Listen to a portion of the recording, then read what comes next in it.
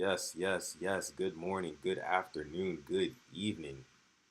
Welcome back to the Purple Rain Podcast YouTube channel. I am your host, Sutton Def, and you are listening to Quiet Storm Sports. The Tuesday edition went live yesterday to kind of talk about the whole aftermath of the Ravens versus Chiefs debacle that was for Baltimore Ravens fans across the world.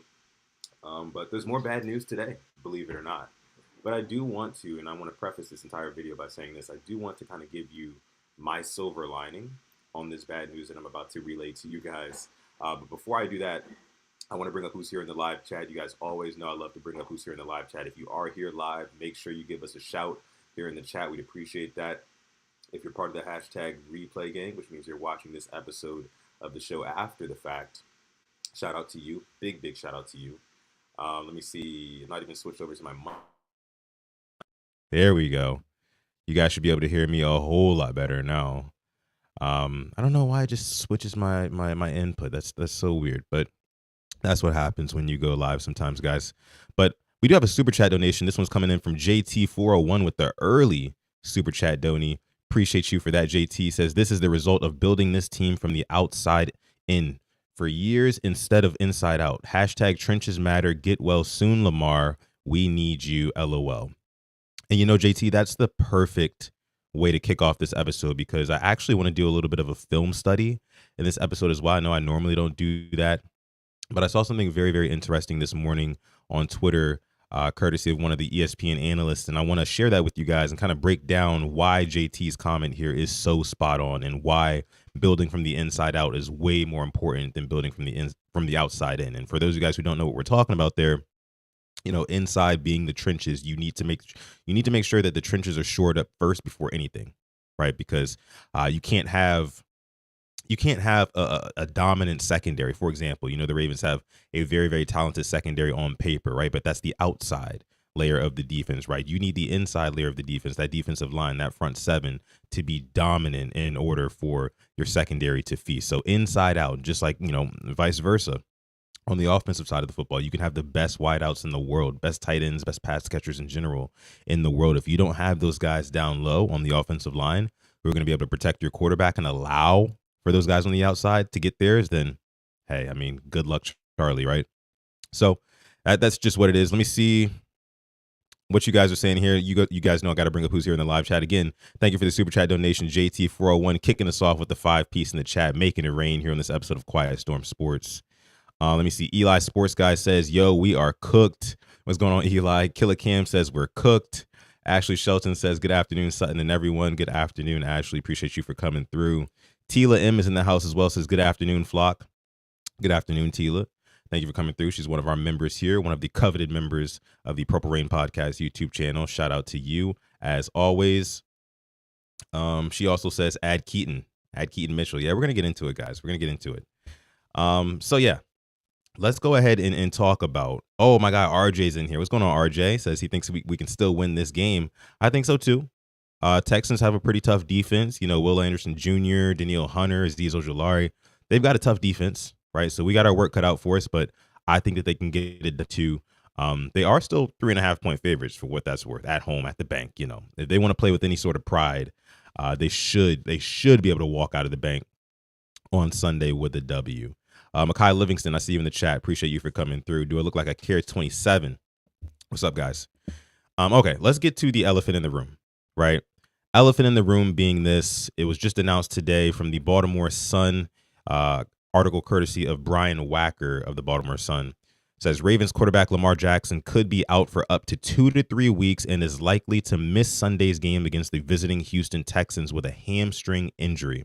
Two sources with direct knowledge of the situation confirmed to the Baltimore Sun on Tuesday. So there you have it. Lamar's going to be out.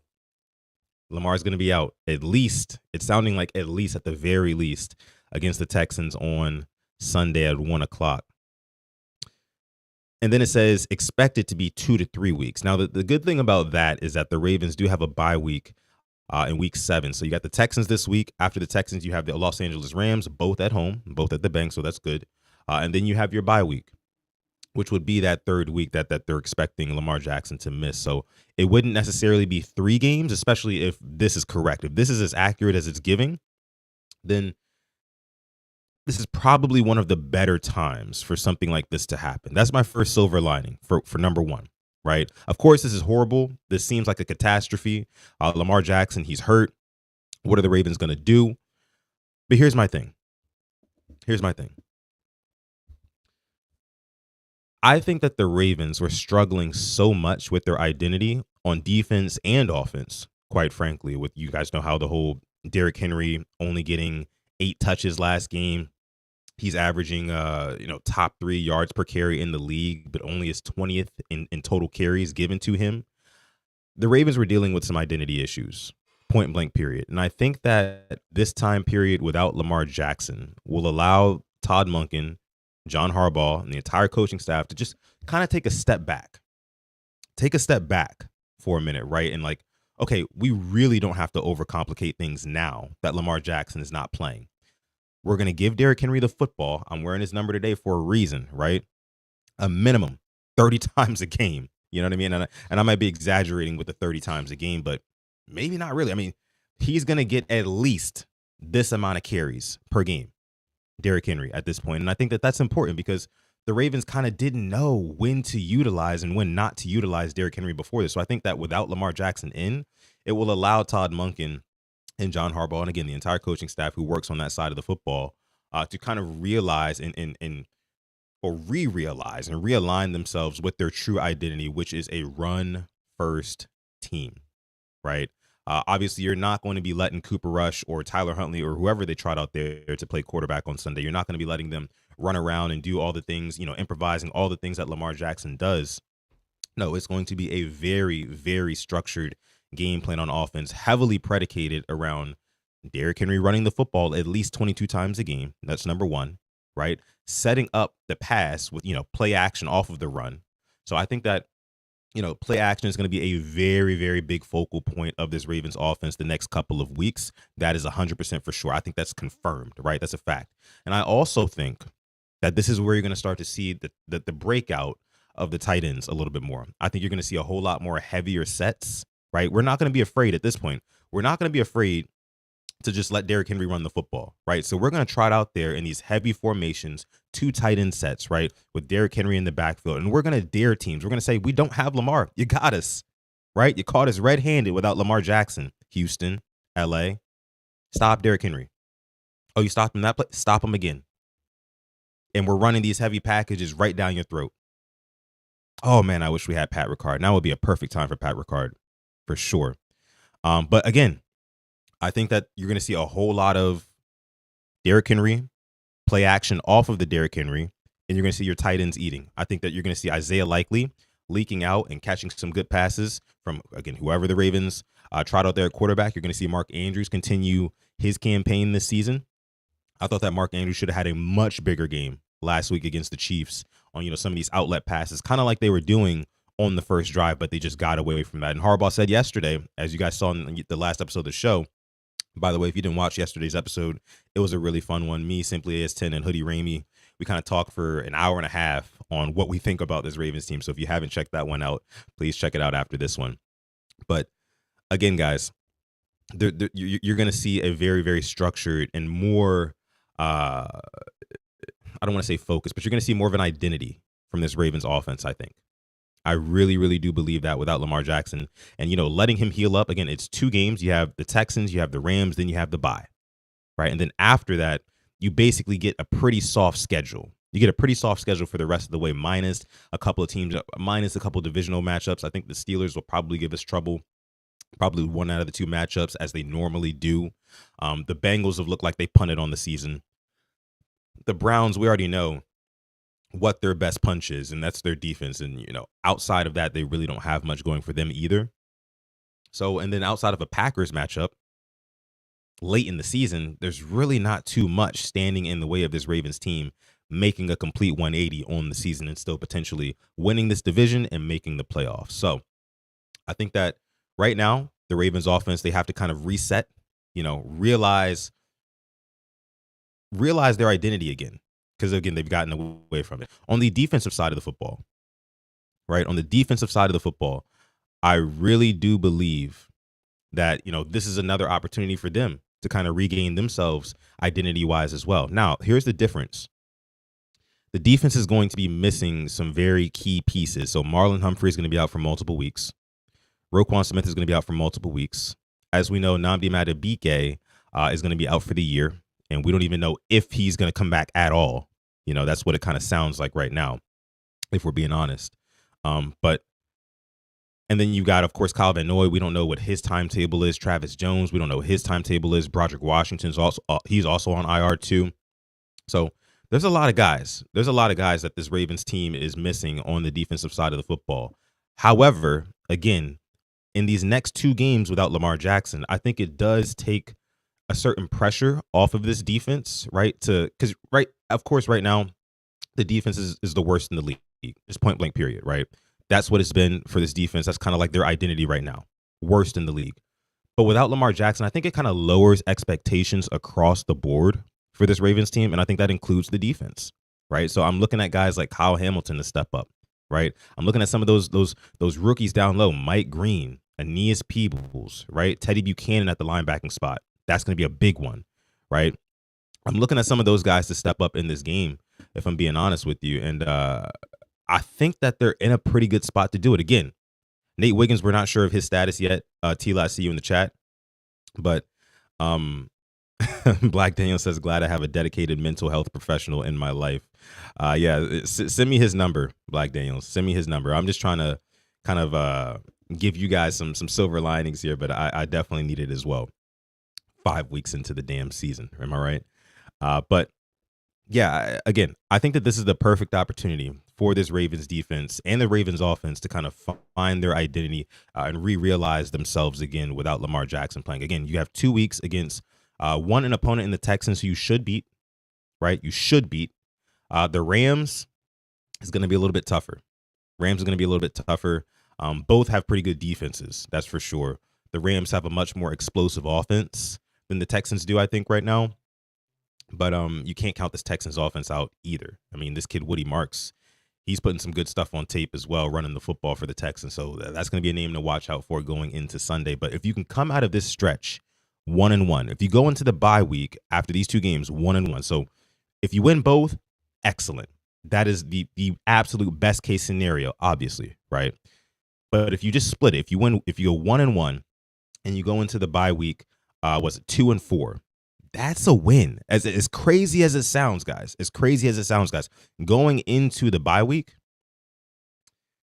2-4 is a win for this Ravens team. And it sounds wild to say, but that's where we are right now. That's where we are. But again, I'll put a bow on the whole Lamar Jackson being out thing by saying this. This is an opportunity for the Ravens team to kind of hit reset and come out of the bye week against an easy stretch of opponents, getting healthier, I would presume, right? I think there's brighter days ahead. It's very, very doom and gloom right now. Very, very dark times at the castle. Trust me, I get that, guys. I totally understand. But I do think that brighter days can be ahead, and it has to start this week against the Houston Texans. And there won't be any Lamar. Probably won't be any Lamar against the Rams either. But I think Lamar also needed this break too. Honestly, like just mentally. This seems like it's going to be a mental reset for this Ravens team. That's what I'll say. Let me see what you guys are saying here in the chat, in the live chat. If you're not watching live, comment down below if you think that there's any hope for the Ravens team going into this Houston Texans matchup and this Rams matchup, potentially without Lamar Jackson in either of those games. Let me know down below in the comments what you think. But if you're watching live, let me know right now, here and now, what you think. And if you're watching or if you're listening on Apple Podcasts and Spotify, shout out to you. Over 130 people watching live right now. Welcome to the Purple Rain Podcast. I am your host, Sutton Def here. Let me see what you guys are saying. 2 weeks without Lamar equals 0-2. Says TY, 50 carries for Henry. Yeah, I mean, I'm thinking bare minimum, he gets the amount of carries that's on his jersey number, 22, at the bare minimum per game. Bare minimum. Let me see. KP says, and I don't think that the second half of the schedule is as easy as everyone is saying. There's some favorable matchups in there. However, I will say this: if the defense does not get their identity together, these next 2 weeks and after the bye week, then I could totally see a team like the Miami Dolphins, who we play later on in the season, torching this defense, right? Ravens love to play a lot of cover one man. And, what the Dolphins like to do, kind of similar to what the Chiefs like to do. You know what I mean? Like, they can beat that. They can beat that all day long. And I know they're going to be missing Tyreek Hill for the season, but that's not one to sleep on. But I do think that this defense does make some adjustments. It would be foolish. It would be absolutely foolish for them to not switch things up and just continue to try to do the same things. You guys know the definition of insanity, right? Like, you do the same things and expect different results. I don't foresee the Ravens being that incompetent, and if they are, I'll report back in 3 to 4 weeks and say I was wrong about that. But I don't think I will be, though. I think that they'll make a similar type of shift that they made last year, during the regular season defensively, and the defense kind of turned things around. So we'll see. RJ Horry says this should be a big game for Rashad Bateman. I hope so. One of the receivers has got to step up, and it's been Zay Flowers all season long.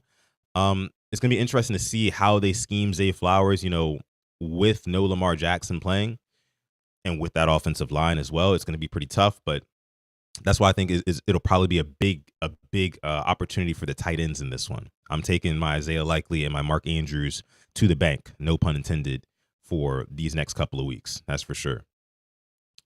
Let me see. Duck is in the house again. Says Cooper Rush may do great against the Texans, but Rams, I don't know. Yeah, man. I mean, I think they could both be really tough games. I mean, again, like I said, that Texans defense is not a joke either. Josh Lincoln says, get ready for the draft. Come on, man. Come on, Josh. Get ready for the draft. It's still September, guys. It's still September. Jawayne224, what's going on? Welcome back, man. Says, if we beat Houston, I'm not letting Hunter leave Baltimore. Trade Oweh and a third. I mean, I wanted Danielle Hunter a while ago. I mean, these pass rushers, man, that's another thing. Guys got to get home. These next 2 weeks, I want to see some sacks, man. There's no way that Madubuike should be leading the team in sacks leaving this Texans game. Or else it's a problem. It's a problem. Black Daniels says, Sutton out here working overtime. Hit that like button. Absolutely, Black Daniels, man. Go ahead and hit that like button, guys, if you're watching on YouTube. If you are enjoying the content, make sure you subscribe. There is daily Ravens content coming out here at the Purple Rain Podcast YouTube channel, whether that be live videos, whether that be shorter videos, or whether that be the YouTube shorts as well. We're putting it all out here on the Purple Rain Podcast YouTube channel. So make sure you stay locked into that by liking the video, subscribe to the channel as well. And you can also do this new thing on YouTube where you can hype a video. If you're watching on your mobile phone, or if you're watching on your desktop and you scroll down to like where the comment section would be, there should be like something that says like hype with like a star or something like that. I think that helps engagement too. It's like a new feature that YouTube is using. So if you could, hit the hype button, hit the like button, hit the subscribe button as well. We'd appreciate that. Let me see what else you guys are saying here before we move into our film studies portion of the episode. Or they'll just follow Ora's guidance and we let up 60 points. I hope not, man. I hope not.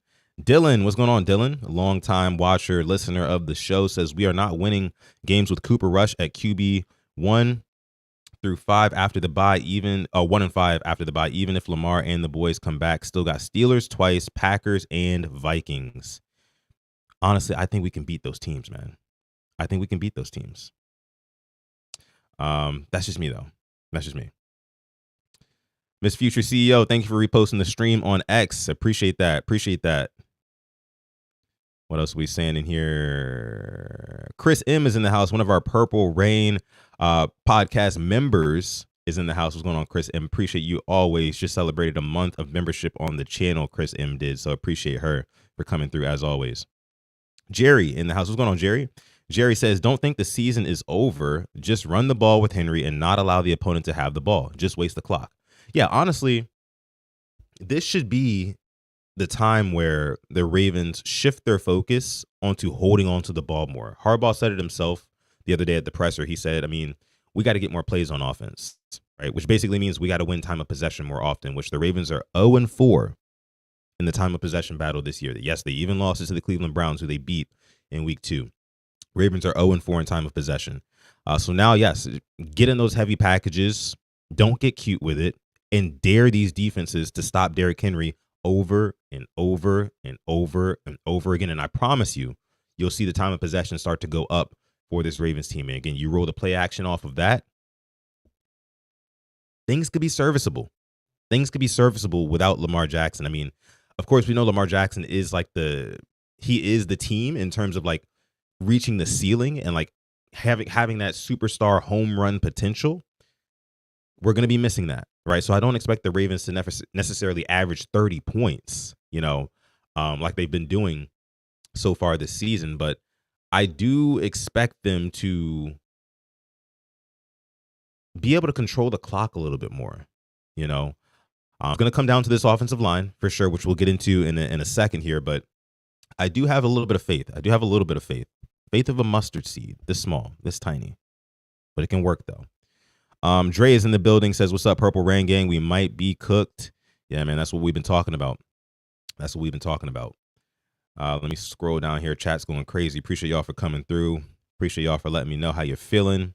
I see Sean Dent in the house, says, "We have officially turned into the Titans." That's so funny you say that, Sean, because I was actually, before I went live, I was thinking about all the things I wanted to say.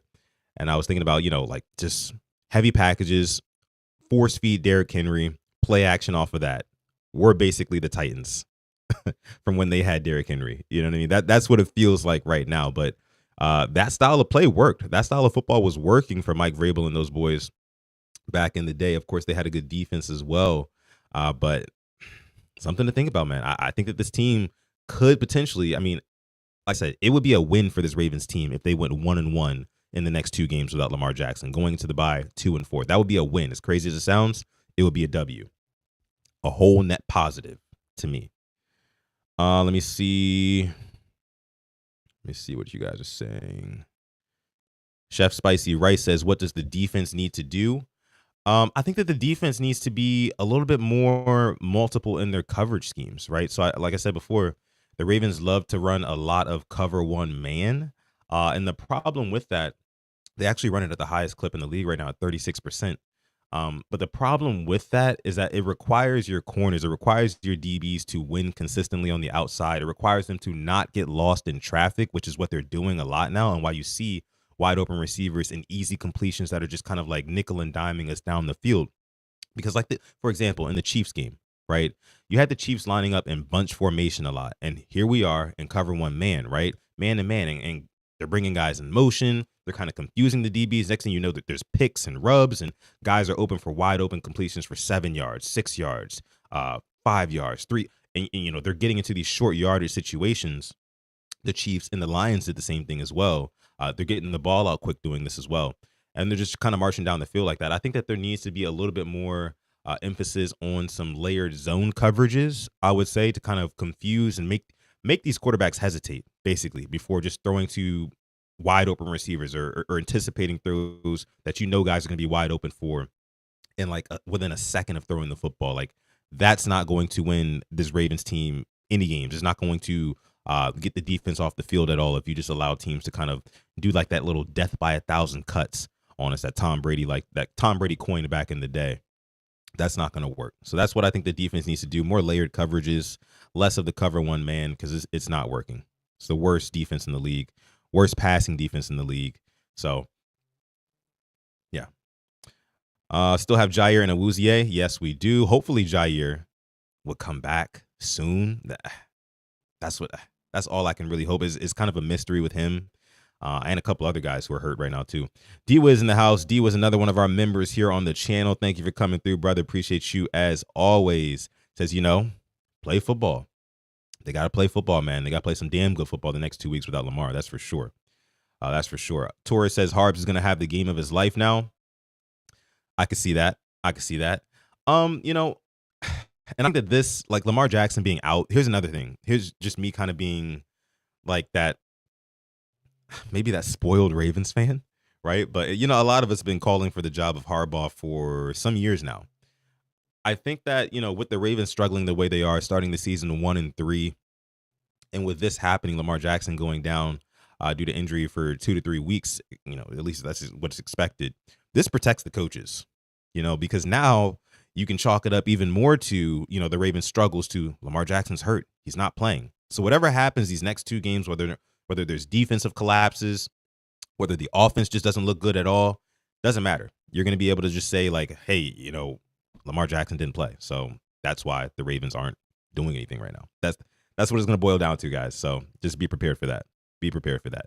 Won't be a whole lot of accountability on the what's it called? Yeah. KP says Harbaugh literally has plot armor. That's what it is. That's exactly what it is. That's the perfect way to put it, bro. Perfect way to put it. But okay. Let's go ahead and get into some of what the issue was with the offense, right? Why did the Ravens offense just completely like fall apart? Why did the offense seem to kind of like sputter, right? In the Chiefs game especially, but even in that Lions game, there were some things that like weren't working that would normally work, and just the game plan and the schemes looked like they were really bothering Lamar Jackson and the Ravens offense. So with that being said, I want to go ahead and transition into a little bit of this film study here that I want to bring up. So Benjamin Solak, an ESPN analyst, and shout out to him. Make sure you guys go ahead and check out his content. He's really good, but he breaks this down here on why the Ravens offense was struggling primarily against the Chiefs on Sunday and then against the Detroit Lions on Monday Night Football last week. So let's go ahead and pull this up really quick. 1-3 bad showing against the Chiefs in week 4, and there's something that's consistently giving their passing offense troubles right now, and it's this rush 3 and a spy look that they've got a decent amount in the Lions game, and then we saw it again in this Chiefs game. Here's 3rd and 1, end of the first half. All right, Ravens are down 7-20. We would love to go in the halftime locker room 10-20. Right, let's go steal 3 points here at the end of the half. So we send them back in motion, and then we get this 4-man rush. Only it's really 3 down defensive linemen. 1, 2, 3. And this right here is Leo Chenal. This is an off-ball linebacker, right? 2 more off-ball linebackers, and then nickel personnel behind. And what they're going to do on the rush is George Karlaftis is going to gain depth. He's going to be a high side rusher. We would say always outside shoulder, always gaining depth. You can get past Lamar, no problem. Chris Jones is going to get a 2-way go because Chenal's just going to occupy the center for a heartbeat. And then you're going to get this rush here from the opposite side, from Lamar's blind side. Watch Chenal engage and then pull back off. And so now you've got penetration. You have an outside rusher here, so it's going to be tough for Lamar to escape out the back door if he wants to go this direction. And you have a player sitting here. He's not like a spy who's 5 yards back, who Lamar can, go ahead and climb the pocket and then break that guy down in space. No, he's right here, right? He's beyond the initial line of scrimmage. He's on top of this pocket. In coverage, we have 7 defenders now, right? We're only rushing 3. We have this additional 4th Lamar player here, and then they're in cover 3, right? Noel Williams is going to drop a little bit further. This plays out like cover 3. Nick Bolton's about to go pick up Zay Flowers here, which is what Lamar is initially looking at, and he wants to. Really quick, you look at this coverage right here, right? And it kind of shows you why the Ravens need to get back to their identity. Because this look right here that the Chiefs give you, you could just run the ball. Right? You could run the ball and probably bludgeon them for 8 to 10 yards on a play like this. That's number 1. Number 2, it's obvious on these obvious passing downs. Teams are cage rushing Lamar, kind of like you see here, not letting him escape the pocket. And then they have this guy right on top of the pocket that's, kind of towards the middle of your screen here on top of the pocket. You see he's underlined there in red. That is, so LOL, what is Lamar supposed to do in this situation? It's tough, but he's got to, oh man, it's so hard, man. It's so hard because on one hand, I can say you got to hang in that pocket for an extra second and just throw a pass from that pocket, because you can see Rashad Bateman towards the middle of the field is open, right? If he keeps his eyes up and downfield, he can get a completion to someone. Lamar Jackson has more than enough arm talent to throw, across the field right now to Rashad Bateman because he's streaking open. However, the issue is you have guys rushing with 3, right? And getting pressure on Lamar Jackson. And Lamar Jackson has to kind of dance around. And before you know, again, they're cage rushing him, they're containing him. And when he wants to step up in the pocket, you've got this guy, again, who's underlined in red, who's basically there to clean him up. And you saw the exact same thing against the Detroit Lions, right? They're not letting him escape with his legs. And Lamar Jackson, quite frankly, just doesn't trust his offensive line to block for more than 2 seconds. So let's continue. So Lamar's looking there for Zay Flowers, and he's not going to be open. Nick Bolton's taking him. So he starts to climb the pocket. This is what Lamar does. Lamar really likes to step forward, right? He's so shifty, he's so good at escaping glancing contact that he likes to come through the line. But to do so is to just deposit yourself right in Leo Chenal's lap, right? And we can see here that after Zay Flowers ran through, here's Rashad Bateman, right? I mean, like, we are talking about a pretty big throwing, a huge throwing window, right? And Lamar's Khalil says 77 didn't touch one piece of skin. climbing in the pocket now. You'd love for him to be able to make this throw, but his eyes are down. Here we are, end zone view. Snap it. We get Daniel Falele one-on-one with Chris Jones. So this is already great for the Chiefs. Chris Jones obviously gets the explosive win. Yeah, and see, that's an issue right there. That is a clear loss for Daniel Falele. Granted, he's going up against a Chris Jones just coming back from his aunt's funeral. I'm sure extremely motivated to play that Sunday. But this is a problem, man. You cannot have 5 guys blocking for Lamar Jackson, and they're only rushing 3, and you get interior pressure. That is such a luxury, and it's another reason why it's such a detriment to this team losing Nnamdi Madubuike. It's a huge loss, a huge blow, because when you have guys who can create pressure from the interior, like a Nnamdi Madubuike, like a Chris Jones does right here, it allows you to drop 7 in coverage. You know what I mean? So Lamar Jackson, he really doesn't have much of anywhere to go with the football. You know, if he hangs in there, he can make a really, really good throw. But like, he should not have to worry about getting pressured off of a 3-man rush when he's got 5 guys blocking. That's just what it is, right? That's just what it is. Let's continue though. Holding penalty is going to come as well, right? But when Lamar's looking here for Zay, okay, I can't get him, and here now he feels like he has to make this player miss. And another thing too, like I said, he feels like he has to make this player miss, number 54 right here, who Tyler Linderbaum was not blocking, because this guy, number 54, was sitting perfectly at the second level. He's keeping himself clean, right, at the second level, right, just waiting for Lamar Jackson to kind of step up and step through the pocket. So Tyler Linderbaum is like, he can't go out there and get his hands on him yet, you know, because he's sitting back. But let's continue. Okay, now Chenal's color is flashing, and then if he keeps his eyes up, you could get Bateman again, but his eyes drop down, right? And he's Lamar. He wants to break this pocket. He wants to scramble. He wants to get up into the second level and make guys miss. So there's a missed throwing opportunity here, and we end up getting this sack, fumble, bumping into Tyler Linderbaum, and the ball careens. In classic Ravens fashion, a bad play gets worse, but this defensive structure is what's giving the Ravens problems right now. Here's another one. This is halfway through the third quarter. It's 3rd and 3, 10-27. Man, if we can score a touchdown here, like, this is obviously still very tough, but we're still within range here. Like, this game is not over. So, all right, Lamar walks to the line of scrimmage. He adjusts the call a little bit, send the man in motion, get ready to snap the football. Once again, we're going to see 3 on the rush, and then Leo Chenal just hanging right here. Just eyes on Lamar with depth, right? He is up there right at the peak of the pocket. You have 2 off-ball linebackers, and Nick Bolton and Drew Tranquil, who are playing basically as robbers, and then you're man coverage. Everywhere else, man coverage, with a single high safety. One of the best ways to beat drop 8, if we want to call this drop 8, right? Rush 3, and then you're playing with 7 in coverage, and you have the additional eighth body. One of the best ways to beat it is to be really fast and decisive, to just throw right now. And if you wanted to, Tylan Wallace one-on-one. I mean, he doesn't uncover, right? Noah Williams. And see, here's where Benjamin Solak is 100% wrong about this. I mean, I do agree with him. Like, get the ball out quick. You got one-on-one on the outside. Throw it up. Give your guy a chance. But Tylan Wallace, and this is another reason why I feel like guys like DeAndre Hopkins should be on the field, right? Because I would totally trust Lamar Jackson throwing that up one-on-one to DeAndre Hopkins, but definitely not a Tylan Wallace. That's just not the type of receiver he is, which is another reason why I don't understand, for the life of me, why D-Hop is not getting more snaps. You know, because D-Hop can bail Lamar Jackson out of situations like this. We've seen him do it before. He's probably, well, no, not probably. He is the best 50-50 ball catcher that we have on this roster, and the best one we've had in a very long time. DeAndre Hopkins is probably the best 50-50 ball catcher that we've had since Anquan Bolden. And that's just being real. You know, so why is he not on the field, especially in situations like this? This is red zone, you know?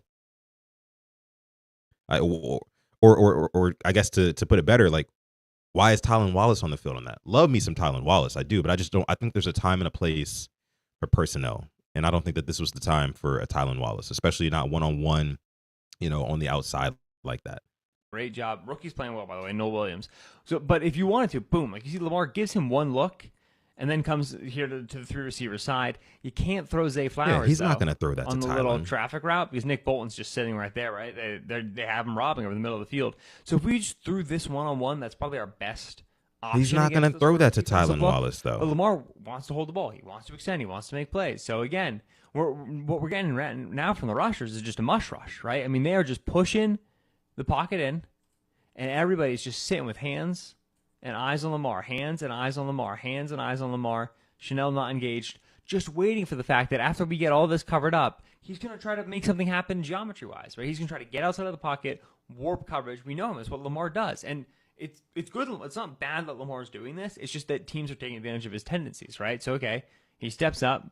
George Karlaftis disengages, right? Charles Omenihu disengages. They're able to hawk him down for a sack. This play looks exactly like some of these Lions plays did last week. 2nd and 10 here against the Lions. Lions, just like the Chiefs, 3. Yeah, so I attribute a lot of that to coaching as well. I mean, I think that you have to have the right personnel out on the field. You have to have the correct routes there. I don't think that there were any good routes for Lamar Jackson to go with the football. If you see this, I hope the Ravens coaching staff is taking heed of film like this and saying like, this is how teams want to stop Lamar Jackson. We're not going to have him for 2 weeks. They have ample time to fix this because there's going to be no Lamar for the next 2 to 3 weeks, right? You even get a bye week in there. You have ample time to fix this. So I want to see it fixed. It has to be fixed. It has to be fixed, man. Give them some outlets, give them some shorter developing routes, and put the right guys on the field, right, who can win these one-on-one matchups. Because you're going to get a lot of one-on-one matchups when you're facing coverages like this or defenses like this in general. Defensive linemen. They have 3 off-ball linebackers. This is Trevor Nowoski, who's a Leo Chenal-like player for them, right? He's a Sam linebacker. And then they have 1, 2, 3, 4, 5 defensive backs. We now, having seen the Chiefs play, should know, right? We end up with 3 on the rush. Campbell steps down and get involved with Justice Hill, but Nowoski's just sitting there, right? A little bit past the original line of scrimmage. And we have bodies in coverage, right? We have the one-on-one opportunity to the outside here. Lamar kind of wants to throw this, but DeAndre Hopkins is getting covered up. And then we have bodies on bodies over the 3 receiver side. And so Lamar goes to break the pocket, right? You have an early win, Aiden Hutchinson right there and Roger Rosegarten. Lamar breaks the pocket, and now you have a pursuit player in Trevor Nowoski, turns him back to out. And see, that's the issue right there. Early wins, right? Teams are barely rushing 4 guys, and they're winning early. You can't win like that. And then the next play, they'll bring 5 or 6 guys. The Chiefs were doing that a lot. So it's like they're getting pressure with a blitz. They're getting pressure without a blitz. And when that's happening, I don't care who you are at quarterback. If you don't have a foolproof, airtight game plan to beat that, you're not going to beat that.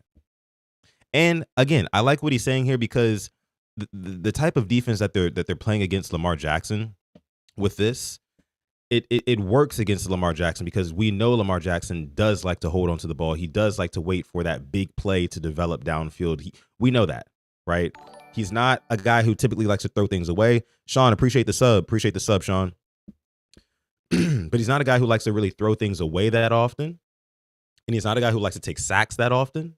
You know what I mean? So typically he will try to dance around and up and through the pocket, and teams are starting to kind of catch on to that. And they're putting that spy out there at the second level so he stays clean, right? And he's just kind of going to rotate and follow Lamar, and meanwhile, they're still getting pressure with 3 up front. Unacceptable. Unacceptable for this offensive line. Unacceptable for this Ravens coaching staff on offense, at least, to not give Lamar Jackson better options, route-wise and personnel-wise as well. It's all bad. It's all bad. Let's continue. Back to Al-Qadim Muhammad, made the hustle play. It's a sack. He's 2nd and 9 on this one. Initially, looks a little bit like a pressure look, right? Here's Alex Anzalone. Here's Jack Campbell. They're both going to drop, right? And it's just a 3-man rush, and Trevor Nowoski just sitting there waiting for Lamar. 3-man rush. This plays out for the Lions, right? Man coverage across the board, man coverage, man coverage, man coverage, man coverage. And then 2 safeties, right? Kirby Joseph and Brian Branch, not really playing like traditional 2-man, but the ability to play with eyes and see where Lamar Jackson's vision is taking them. Could we go immediately to the one-on-one to the backside. That's a great way to try to beat these sort of defensive looks. But it's Zay Flowers getting swallowed up by DJ Reed, right? And it's one of the reasons why the Ravens are going to struggle with this sort of coverage is because their backside isolated receiver is just not a role that they have nicely filled, right? Zay Flowers is not a great man coverage beater because he struggles for size. DeAndre Hopkins, back in the day, maybe, but not so much anymore. And then you have protection issues, right? And even in this play, like, they don't really struggle for immediate pressure, but once Lamar feels this sort of an alley, he's always going to want to step up and be an athlete, make a play here, and Trevor Nowoski gets him down in space. And so the Ravens, it's not that anybody's doing anything particularly wrong. It's not that Lamar's making bad plays in these moments. He could be making better ones, he isn't, but it's not that he's making terrible plays. It's that they have protection problems that opposing teams can exploit because of personnel deficiencies. Yeah. And Lamar doesn't want to make fast decisions. He wants to hold the ball for a long time. And they don't really have these one-on-one beaters to just kind of like throw up these 50-50 balls and beat the drop 8 stuff, beat the blanket coverage stuff by just making fast decisions and asking the receiver to make a play. Like, they don't have that talent either. So now they're stuck with, 3-4 routes developing into these dense zones, these thickets of defenders. And when Lamar goes to break the pocket, they always have a body for him. And so it's not unovercomable, but it's significant over the last 2 weeks. Good defensive plans. Yeah. So you guys get the point. The offensive line is getting beat by 3 rushers, basically. The O-line's getting beat by 3 rushers. They know they can get pressure with 3-4 guys. They know Lamar Jackson is going to want to step up and through the pocket. They're going to keep the spy right there, and it's just man all the way across the board. How do you stop this?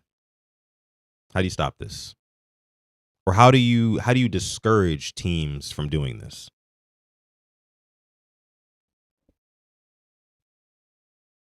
You guys see the shirt. Derrick Henry. I have been very critical of Todd Monken on this very podcast on multiple different occasions. Talking about how Todd Monken doesn't know how to utilize Derrick Henry the right way, and it's been obvious, which I think ultimately does fall on Harbaugh, but that's another story for another day. But now that Lamar Jackson is out for 2 to 3 weeks, like I said at the top of the show, guys, and if you were listening, then you know what I'm about to say, but I think that this could serve as a reset for the Ravens' identity. It could serve as a reset for the Ravens' identity. So, run the football. Sean Dent says pass protection or run the football. Run the football. He says, but at this point, we can't even run block consistently. Hey, man, that's the last hope. So, I mean, I'm thinking the only thing is heavy packages, man. Zaire Mitchell-Payton, I'm sure, will still get some burn. He's going to be activated. Mark Andrews, Isaiah Likely, they're back. Isaiah Likely is back, but the 2 tight end sets with those 2 tight ends are back. I expect a whole lot more heavy packages run with Derrick Henry, play action off of that to try to stay on the field as much as possible. Stephen L says 4 rushes in the first half, 3 on the first scoring series. Yes. Insane, right? Insane. But yeah, O-line needs to be better for sure. Definitely agree with that too. But let's go ahead and shift gears here into something else, into my last topic of this episode.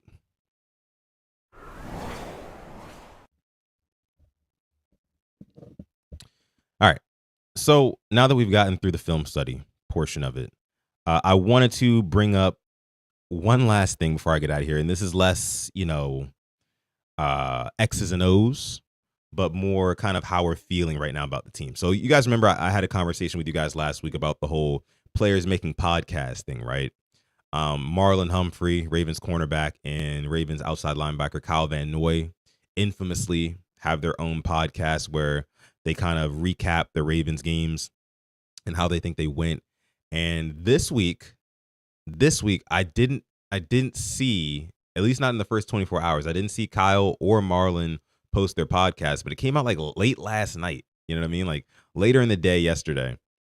And they did it. I didn't think that they would, but they did it. And I don't know if you guys saw it or not, but Marlon was very, very reluctant to kind of reveal what is really going on right now. And obviously Marlon's not going to play for a couple more weeks. Who knows when Van Noy is going to get back? When the Ravens start practicing again, we'll see really what's what. But Tila says they love a podcast, child. They do. Ashley shaking her head. They do. But like I told you guys last week, man, I mean, these guys, yes, they love football, but they don't take these losses the same way that Ravens fans take them. Doesn't mean that they don't care about them. Doesn't mean that they're not upset with themselves about it. But again, these guys are multimillionaires, right? With beautiful lives outside of football. So yeah, I mean, a podcast to them seems a lot more low stakes than it does to us Ravens fans who, live very different lives than them. Like we have such an emotional connection to this team that we have had for the greater part of 30 years. At least most of us have. These are players who are more or less mercenaries for this team. I'm pretty sure if you ask Marlon Humphrey right now, which football team did he enjoy playing on more between the Baltimore Ravens and the Alabama Crimson Tide, he's going to say Alabama every single time. 10 times out of 10, guys. It just is what it is. But I wanted to know what you guys thought about, these podcasts. Like, I want to know if you guys think that they're a problem. Like, what does it speak to kind of like the, mentality of the team? Let me know in the chat. I definitely want to know. And if you're watching this after the fact, if you're part of the hashtag replay gang, of course, leave your thoughts, comments, concerns, questions, whatever you got in the comment section. Let me see. Tila M, again, one of our members, shout out to you for coming through, says, in my opinion, if you're going to do a podcast, do it with some film study and tell us what you're going to do better. See, I would like that too. But I don't think that these guys are doing podcasts. I don't think that they're modeling their shows after, real football guru type of shows, like X's and O's type of shows. I think that they're modeling their shows and their podcasts based off of like hot take artists, like you guys know hot take culture and stuff like that. That's what they're modeling their shows off of. Problem is for them, they can't really get into hot takes in the same way that somebody like me, or on a bigger scale, somebody like a Nick Wright or somebody like a Colin Cowder, one of these mainstream media guys, how they do. They can't do that because they know the second that they say something revealing, the second that they say something that will infuriate their fan base, it's going to go up in smoke, right? So they just kind of have to be a little bit like very vague, but I think they just like being on camera, guys, especially Marlon Humphrey. You guys know Marlon's a camera guy for sure. I would love to see some film study with it too, Tila, and like really show us what happened. Show us how you got burned by Xavier Worthy on that play. I mean, I looked at the film study on that too. That was a bad rep, a very bad rep for Marlon Humphrey. He was not locked into Xavier Worthy at all, and it was man coverage, right? We knew that because Xavier Worthy ran in motion. Marlon Humphrey followed him, right? But for some reason, when the ball snapped, Marlon Humphrey opened up his hips opposite the direction of where Xavier Worthy was going, and Xavier Worthy was able to get good leverage on him, and 165 pounds of Xavier Worthy was able to push Marlon Humphrey out the way, stack him, and Mahomes, threw a good ball, and Xavier Worthy came down with it. But of course, I would love to see some humility in that sense. Like, show us what happened, Marlon, and show us what you need to do going forward. That would be a lot more, acceptable, right, to Ravens fans who are emotional after a loss. That's for sure. But I agree with you, Tila. I agree with you. Let me see what else you guys are saying about this. I really want to know. Khalil says, I don't have a problem with the podcast as long as they lock in. Yeah, problem is they haven't been locking in. They ain't been locking in. Lamar been getting on Marlon for going live for years. Oh, yeah, I remember those days of the post-game lives, when they were winning, when things were good, right? And they would get on that plane pretty much after every single game, seemingly. And Marlon Humphrey would hop on Instagram Live, and every time he would go over and pan the camera to Lamar Jackson would basically just be like, "Bro, what are you doing? What are you doing? Like, get the camera out of my face. Like, I don't want to talk about the game. It's not like you're acting like we just won a damn Super Bowl, right?" And it does speak to some guys' mentality on the team maybe not being on the same page as others, which is an issue. That shows me a lack of leadership. And Lamar is not the type of guy to really like be the leader in that way. You know what I mean? Like, if it was like, again, I hate bringing up these guys because it just seems like, oh, it's just blast from the past. We keep bringing them up. But like the Ray Lewises of the world, right? They wouldn't be going for any of that shit. Let's be real. You probably pull Marlon to the side. You probably let him get done with his Instagram live, right? And then pull Marlon to the side afterwards and be like, what the fuck was that? Like, what do you think we're doing here? Like, what do you think is the mission here? To get engagement online from people who don't even know you? Or do you want this ring? You know? That's why Ray got 2 of them.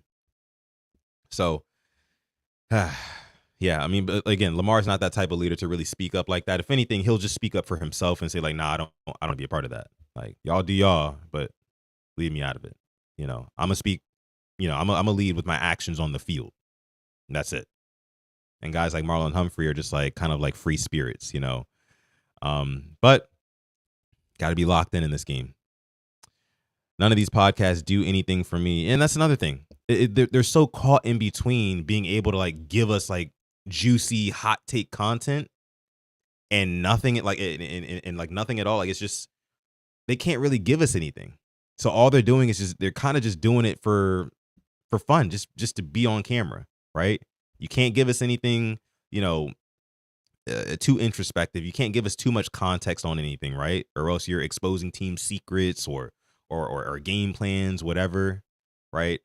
And a lot of these guys don't have personalities that makes you want to tune in. Like Marlon Humphrey, he's a personality guy for sure, but a lot of his pods come off as like he's forcing it. Just saying. I'm on Raw cooked them too. He did. Everyone except Nate Wiggins been getting cooked. That's true. Awuzie was having a pretty good season. He did get cooked by Xavier Worthy on Sunday. You guys all know the clip. But let me see. I just want to see that they're locked in and not just saying it because it's trendy. Facts. Tila spitting facts today. Spitting facts. Sean says that's coaching. Sean Dent says, in John's own words, he's not worried about the Super Bowl or bust talk. I mean, yeah, I wouldn't be worried about the Super Bowl or bust talk either. If my boss, who signs my paychecks, Steve Bisciotti, loves me. You know what I mean? Like, if my boss loves me, and like he's got this connection with me, because again, I was talking to Black Daniels on Twitter about this last night. You know, the history, a little bit of history on the Ravens. Steve Bisciotti acquired the Ravens in somewhere around the 05, maybe 06 season, I want to say, somewhere around there. It's somewhere between 04 and 06. Steve Bisciotti acquired the team from Art Modell, rest in peace to Art. And Brian Billick was the head coach of the Ravens at the time. So Steve Bisciotti inherited Brian Billick as his head coach. And that's why he didn't really feel any sort of loyalty that was owed to him. And he was able to get rid of Brian Billick and bring in his guy, John Harbaugh. And they've been together ever since. It's been 18 years. They've got a Super Bowl under their belt with John Harbaugh. Again, how much credit you give John Harbaugh for that Super Bowl, it's up to you. I'll reserve my opinions for a later date, but I think again, Steve Bisciotti, he's not worried about John Harbaugh at all. You know, so again, why would John Harbaugh be worried about Super Bowl or bust? That's just is what it is. Chris M coming in hot here says, I'm over the podcast now. Bitch, I don't want to hear you talk. I want to see you play. Yeah, like leave the talking to guys like us, right? Leave the talking to guys like us. We want to see you guys play on the field. Can they post the girls in cars? Can they do community service? Says D-Wiz. Yeah, it's fine when the Ravens are winning. When they're not, it's like, come on. Let me see. All right. So I'm going to go ahead and leave it there, guys, as we have still almost 200 people watching. Thank y'all again. Oh, my gosh. Thank y'all again for tuning into this episode of Quiet Storm Sports. I just wanted to get on here, kind of talk about, give you guys an update on the Lamar injury. Again, I think that there is a couple of different silver linings you can take from it. I think that the Ravens do kind of reestablish their identity with Lamar Jackson out. They're going to run the football. It's just a foregone conclusion. They're going to run the football more. I think that the defense has less pressure on them in a weird way with Lamar Jackson out. And maybe they can reestablish their identity. It's going to take some adjustments on defense, that's for sure. But this could be seen as a reset for this Ravens team. And going into the bye week, if the Ravens are 2-4, meaning that they go 1-1 in their next 2, I think that's a win for the Ravens. So we talked about that. We did our film study on what was the issue with the Ravens offense in the Chiefs and the Lions game, and then wrapped it up with the whole podcast talk. But again, I appreciate Appreciate you guys for coming through. As always, I will be live later on today on the Ravens Roundtable on Coach Evans Sip to Tally Films channel with all the guys on there, and we'll kind of be giving our opinions on the current state of the Ravens. So make sure you stay tuned in for that. That's going to be at 6 p.m., I believe, on his channel. So make sure you go ahead and tune into that as well. Dylan says, good show as always, Sutton. Appreciate you, Dylan. If you did enjoy the content, please make sure you like the video. Also, subscribe to the channel if you're not already subscribed. That helps us out so much, guys. And if you could on YouTube, hit that little hype button. It's like a new little feature down there. Hit the hype button. I think it does a lot for the algorithm and the engagement. We'd appreciate it. We're trying to grow this community here at the Purple Rain Podcast YouTube channel. So if you want to join the Rain Gang family, hit that subscribe button, become a member, and like and hype the videos. But until next time, this is your boy Sutton Def from the Purple Rain Podcast YouTube channel. I'll see you guys in the next one. Peace.